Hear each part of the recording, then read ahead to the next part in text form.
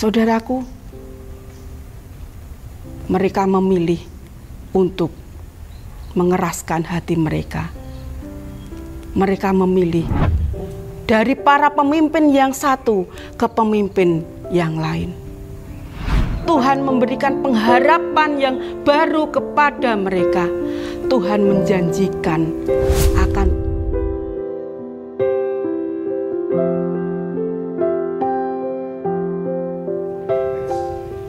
Shalom saudaraku yang terkasih di dalam Tuhan Yesus Kristus. Senang sekali rasanya kita dapat bersama-sama sore ini. Kita akan bersama belajar kebenaran firman Tuhan dengan satu tema, Dialah pendamaian kita. Namun sebelumnya Bapak Ibu yang terkasih di dalam Tuhan, kita akan tunduk kepala, kita akan mohon hikmat dari Tuhan. Kita bersama-sama berdoa. Mari kita berdoa. Bapa kami yang ada di dalam kerajaan surga yang mulia, pada sore hari yang indah ini Tuhan, kami rindu Tuhan untuk bersama-sama belajar akan kebenaran firman-Mu. Urapi kami Tuhan, baik kami yang menyampaikan maupun hamba-hamba-Mu yang mendengarkan. Kiranya sore ini Tuhan memberikan berkat kepada kami. Urapi kami dengan hikmat yang dari surga, dan biarlah apa yang kami dengarkan sore ini Tuhan, ini adalah isi hati Tuhan, dan ini berguna untuk kehidupan kami. Mari Tuhan Yesus berfirmanlah atas kami Bapa, karena kami siap Engkau taburi dengan taburan firman-Mu. Di dalam nama-Mu Tuhan Yesus Kristus, kami siap sambut firman-Mu. Haleluya, amin. Kebenaran firman Tuhan pada sore hari ini kita akan bersama-sama belajar dari kitab Nabi Yeremia. Kitab Yeremia pasal yang ke-23 ayat 1 sampai ayat yang ke-8. Demikianlah firman Tuhan. Janji tentang tunas Daud yang adil. Celakalah para gembala yang membiarkan kambing domba gembalaanku hilang dan terserak. Demikianlah firman Tuhan.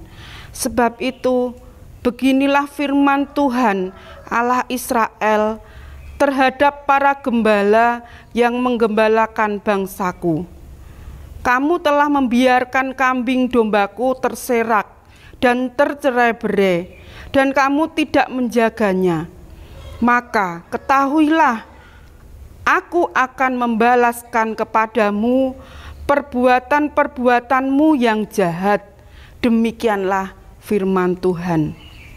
Dan aku sendiri akan mengumpulkan sisa-sisa kambing dombaku dari segala negeri kemana aku mencerai-beraikan mereka, dan aku akan membawa mereka kembali ke padang mereka.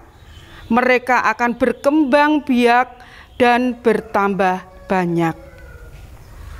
Aku akan mengangkat atas mereka gembala-gembala yang akan menggembalakan mereka, sehingga mereka tidak takut lagi, tidak terkejut, dan tidak hilang seekor pun. Demikianlah firman Tuhan. Sesungguhnya waktunya akan datang, demikianlah firman Tuhan, bahwa aku akan menumbuhkan tunas adil bagi Daud. Ia akan memerintah sebagai raja yang bijaksana dan akan melakukan keadilan dan kebenaran di negeri. Dalam zamannya Yehuda akan dibebaskan dan Israel akan hidup dengan tentram. Dan inilah namanya yang diberikan orang kepadanya, Tuhan keadilan kita. Sebab itu demikianlah firman Tuhan, sesungguhnya waktunya akan datang bahwa orang tidak lagi mengatakan, demi Tuhan yang hidup yang menuntun orang Israel keluar dari tanah Mesir, melainkan demi Tuhan yang hidup, yang menuntun dan membawa pulang keturunan kaum Israel keluar dari tanah utara dan dari segala negeri kemana ia telah mencerai-beraikan mereka, maka mereka akan tinggal di tanahnya sendiri. Amin.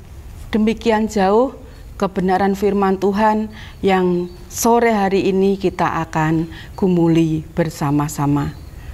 Saudaraku, di dalam perikop yang telah kita baca tadi, kita mengerti bahwa kerajaan Yehuda pada saat itu sedang mengalami kemerosotan.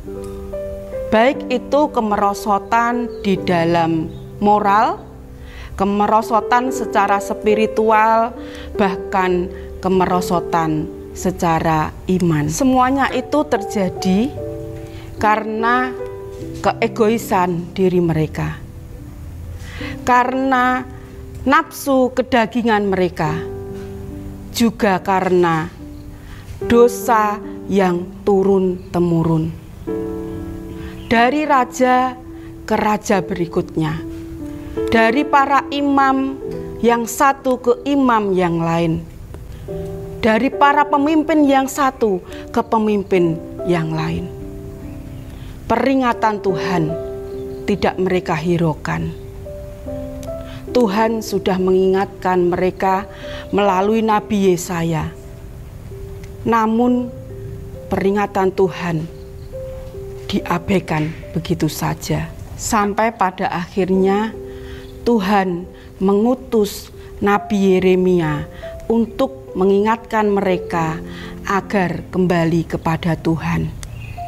Namun apa yang diterima oleh Nabi Yeremia? Di dalam Yeremia pasal yang ke-20 ayat yang ke-7 sampai ayat yang ke-8, panjenengan bisa baca. Di situ Yeremia diolok-olok, di situ Yeremia dimarahi, di situ Yeremia tidak diterima dengan baik, bahkan Yeremia dihukum. Saudaraku, mereka memilih untuk mengeraskan hati mereka. Mereka memilih untuk tetap berbuat dosa. Kita tahu, saudaraku, Allah kita adalah Allah yang penuh kasih. Tetapi kita juga harus ingat, Allah kita adalah Allah yang adil. Setiap dosa tetaplah dosa. Setiap dosa pasti ada konsekuensinya. Siapa yang berdosa, dia harus dihukum. Bangsa Yehuda, bangsa Israel yang telah banyak berdosa kepada Tuhan, diizinkan Tuhan untuk dihukumnya. Melalui bangsa Babel, Tuhan menyatakan murkanya. Bangsa Babel menunjukkan murka Allah atas bangsa Israel. Bangsa Yehuda, bangsa Israel dikirim Tuhan, dibawa ke Babel untuk mengalami penderitaan yang berat di sana. Tujuan Allah hanya satu, untuk memurnikan iman mereka. Saudaraku, di tengah keputusasaan mereka, di tengah penderitaan berat yang mereka alami, Tuhan masih mau menyapa mereka. Tuhan masih memberikan semangat yang baru kepada bangsa Yehuda. Tuhan masih mau menghibur mereka.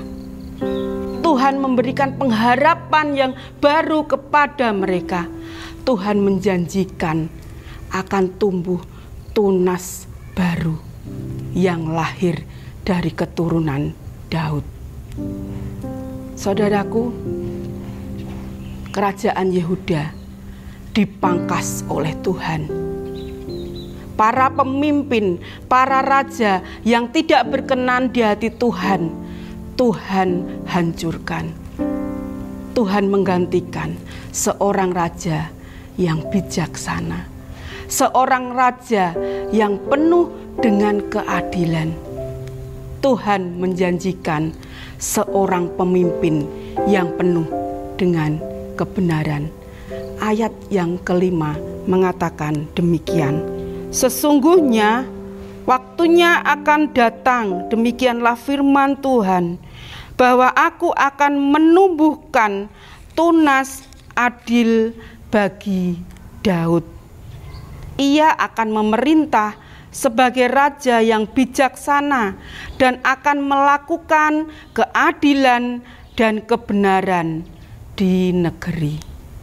Sudah jelas, saudaraku, janji Tuhan ini akan tergenapi. Janji Tuhan ini akan menumbuhkan tunas adil bagi keturunan Daud. Dan janji Tuhan ini akan tergenapi di dalam nubuat kelahiran Tuhan Yesus Kristus. Saudaraku yang terkasih di dalam Tuhan, apa yang dialami oleh anak-anak Tuhan di Israel ini, itu juga yang terjadi dan sering kita alami di dalam kehidupan kita. Dosa-dosa yang sering kita lakukan, itu yang menjauhkan kita dari kasih Allah. Sering kita diingatkan oleh hamba-hamba Tuhan untuk kita boleh kembali kepada Tuhan. Namun apa yang menjadi teguran Tuhan itu kita abaikan begitu saja. Kita memilih mengeraskan hati mereka. Kita memilih mengeraskan hati kita. Kita menuruti keinginan hati kita. Kita memilih berbuat dosa. Saudaraku, mungkinkah hubungan kita dengan Allah yang dulu indah, yang sekarang menjadi renggang oleh karena dosa-dosa kita? Mungkinkah akan terjalin indah tanpa ada seorang pribadi yang mendamaikan kita? Saudaraku, Allah sangat mengasihi kita. Allah sangat mengasihi umat-umat yang dikasihinya. Allah mengutus putranya yang tunggal, Tuhan Yesus Kristus, untuk datang ke dunia sebagai pendamai kita. Seperti tema yang kita renungkan pada saat ini, Dialah pendamaian kita. Bagaimanakah Dia bisa menjadi pendamai kita? Syaratnya, saudaraku, syarat yang pertama, Dia akan memerintah di dalam hati kita sebagai raja kita. Seorang raja, Yesus Kristus namanya, Dia akan memerintah penuh dengan keadilan, penuh dengan kebijaksanaan, dan penuh dengan kebenaran. Kita baca di ayat yang kelima tadi, bagian yang B. Sebagai raja yang bijaksana dan akan melakukan keadilan dan kebenaran di negeri. Itulah yang akan dilakukan oleh raja kita, Tuhan Yesus Kristus. Di samping Allah akan memerintah kita sebagai raja yang bijaksana, raja yang penuh dengan keadilan dan kebenaran. Ayat yang ke-6 mengatakan demikian, saudaraku. Dalam zamannya Yehuda akan dibebaskan dan Israel akan hidup dengan tentram. Inilah janji Allah yang akan diberikan kepada barang siapa yang mau diperintah oleh Sang Raja Yesus Kristus. Saudaraku, hanya Yesuslah Raja yang sanggup membebaskan kita dari kuasa belenggu dosa. Tidak ada satupun raja di dunia ini yang sanggup melakukan hal ini. Kisah Para Rasul 4 ayat yang ke-12 mengatakan bahwa di bawah kolong langit tidak ada satupun nama yang dapat menyelamatkan kita kecuali nama Yesus Kristus Tuhan. Pertanyaannya saudaraku, maukah hidup kita dipimpin oleh Sang Raja Yesus Kristus? Maukah kita menerima Yesus sebagai Raja atas kehidupan kita? Poin yang kedua, biarkan Dia menjadi gembala di dalam kehidupan kita. Karena kalau kita menerima Yesus sebagai gembala kita, Dia akan bertanggung jawab penuh atas kehidupan domba-dombanya. Dia akan mencari kita yang terhilang dan tersesat. Kita akan baca di dalam ayat yang keempat, bagian yang terakhir. Mereka tidak takut lagi, tidak terkejut dan tidak hilang seekor pun. Demikian firman Tuhan. Sudah jelas saudaraku, Tuhan akan mencari setiap anak-anaknya, setiap domba-dombanya yang terhilang dan tersesat. Akan dibawa pulang, akan dipelihara Tuhan, dan akan diselamatkan Tuhan. Dan sebagai domba, Dia juga akan menuntun setiap kita domba-dombanya ke padang rumput yang hijau, ke air yang tenang. Kita akan baca bersama di ayat yang ketiga, bagian B. Aku akan membawa mereka kembali ke padang mereka. Mereka akan berkembang biak dan bertambah banyak. Ini adalah bukti pemeliharaan Tuhan atas domba-dombanya. Tuhan tidak akan membiarkan domba-dombanya kelaparan. Tuhan tidak akan membiarkan domba-dombanya ini mengalami kekurangan. Tetapi Tuhan akan terus memelihara, menjaga mereka siang dan malam.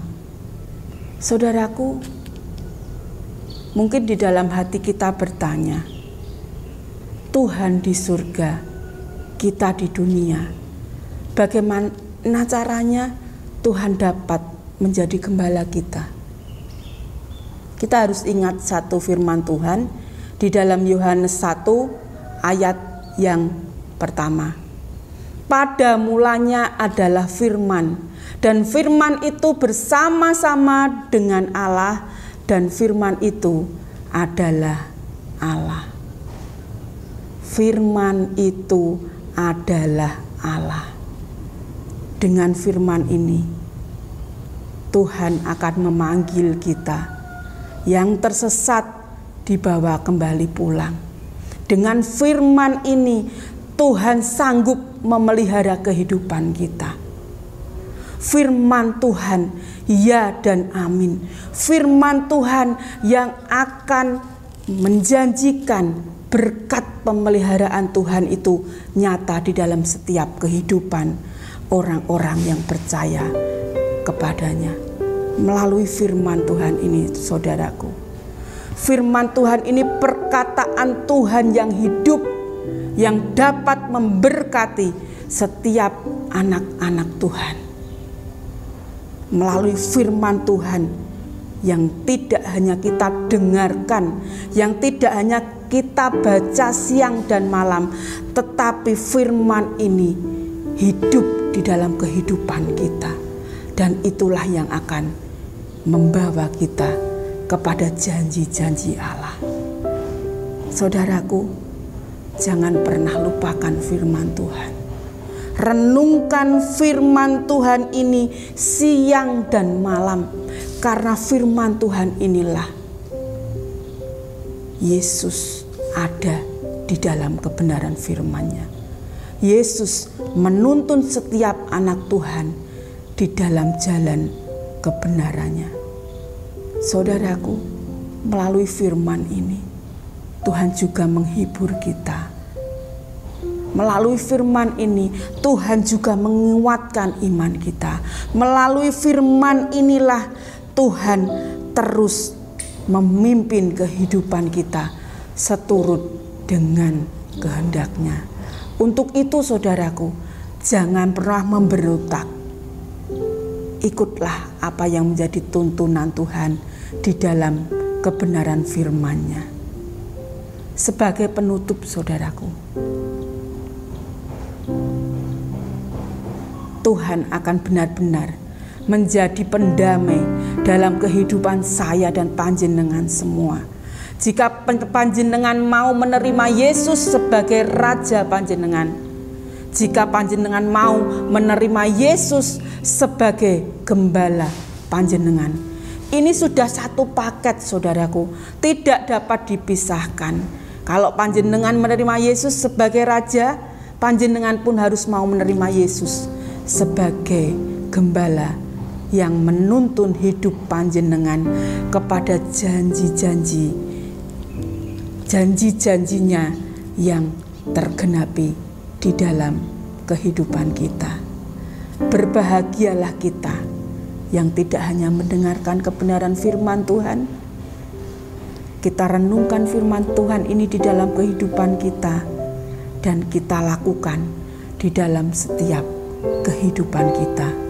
Tuhan Yesus akan senantiasa memberkati kita semuanya. Haleluya. Amin.